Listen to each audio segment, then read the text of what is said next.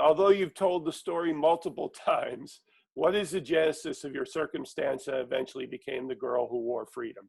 Sure. Well, it was 2015, my oldest son was serving with the 101st Airborne Division, and he was selected to go to France to represent the 101st with a small contingent of other soldiers for the D-Day festivities for the 71st first anniversary, I think. Wow. And when he told me, Mom, the Army's sending me to France, I said, we're going to France? And he Ha. goes, you can't go with me. I said, just watch Yeah, me. exactly.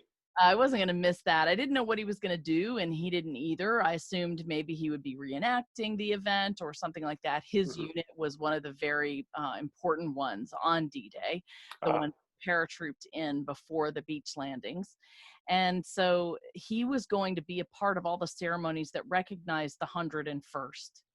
And I just thought, this is just too important of a moment. And I took another son and went over there. And on our first hour in Normandy, we had this incredible interaction with this French family, ah, two a husband and wife that had been married for, I think they've been married now 65 years or something like that, but they were children on D-Day.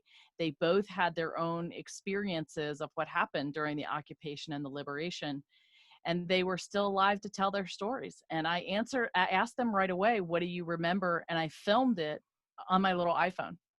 And hmm. that was the genesis of the Wow. film.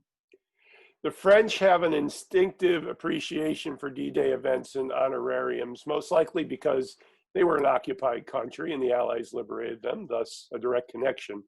Right. But in your observation, the work on the film, what else is it about the French culture that keeps the appreciation alive for these 70 plus years? Yeah, that was exactly what I set out to find. That was the question I decided to answer, because I thought, it's Nice. been, over 70 years, how has this gratitude lasted this long? That was the thing that I kept ruminating on. One of the things I didn't understand, and I don't know that we do as Americans, and what I hope my film will provide, we understand an idea of freedom and we experience it, and it means a lot of different things to a lot of different people. But what I realized with the French is they have a unique perspective on freedom because they lost it for 4 years. A lot Right. of people don't know that the occupation of France was 4 years long. Yeah. That's a whole high school time, lifetime. And so I think it's so deep seated in their memory. And when I asked them, were the Germans, you know, horrible to you? What do you remember about the terrible things they did? They would say to me, no, the Germans were always correct with us. We had Hmm. to live with them for 4 years. They were correct. And I thought, what does that mean? And if they were correct, then why are you so grateful for your liberation? And then they began to tell me, do you know what it's like to have to turn your lights off every night at 8? Right. You know what it's like to live on another country's time? You know what it's like to be watched everywhere you go and have to provide papers one street to the next?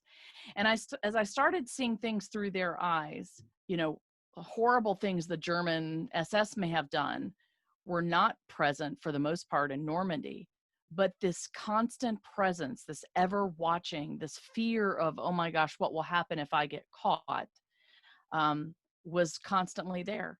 And Hmm. so that memory was so vivid, it was passed on down to the children and the grandchildren. And Interesting. at first, they were so heart sick.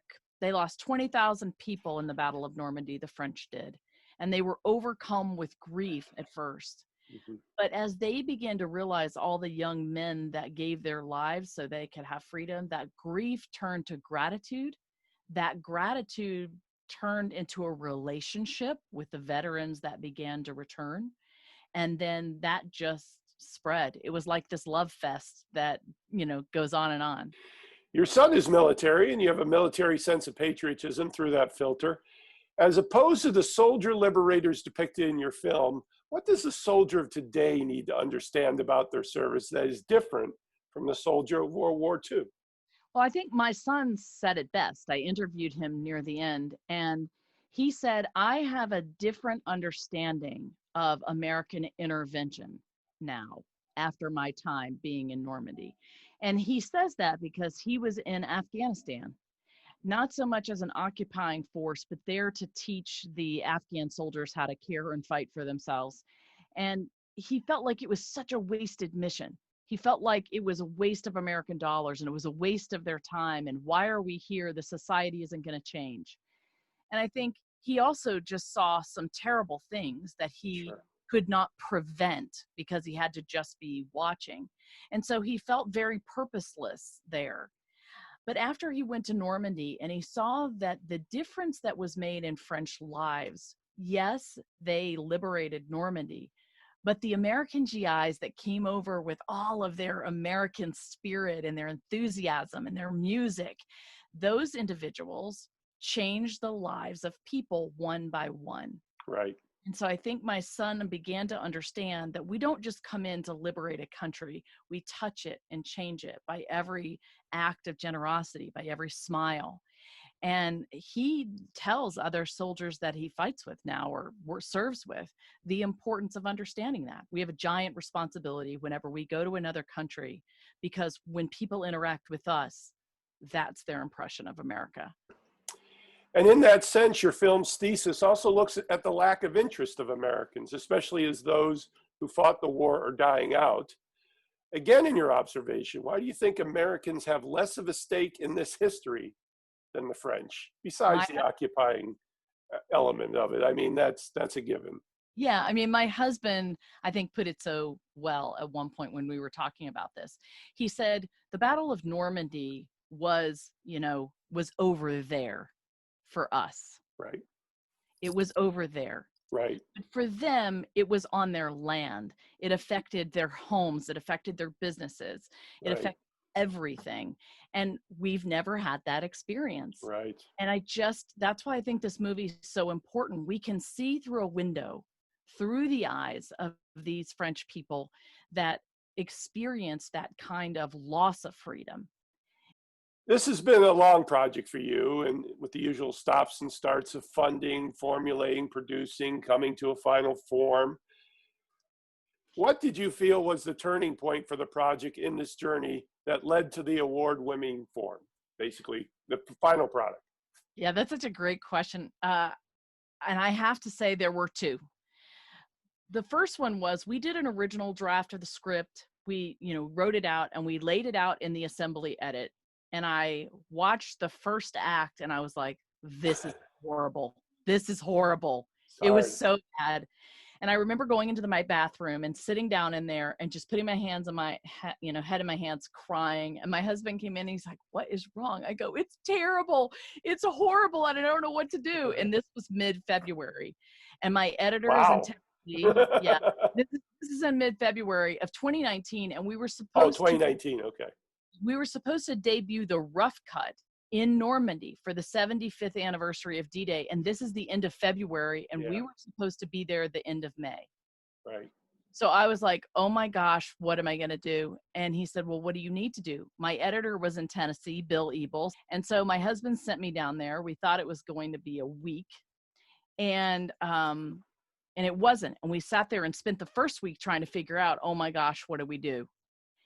And the key moment there was basically throwing out the script and rewriting it. And there was this inside tussle of our team of, is this going to be an outside looking in, kind of a Ken Burns type documentary with Peter Coyote as the narrator? That's what I saw in my head. Okay. But other people working with me said, it really needs to be your journey, Christian, and it needs to be in your voice. I'm a voice actor. You would think I would be like, okay, I can do this. But I didn't want to do it because I thought I stunk as a voice actor. And so I didn't want to do that. But on the way home or on this flight down to Tennessee, I watched a movie called Generation Wealth by Lauren Greenfield. I know that. It was the first movie where I got a picture of a female documentarian telling her own story, her own personal journey in her own voice. And so I caught a vision for the ability to do that.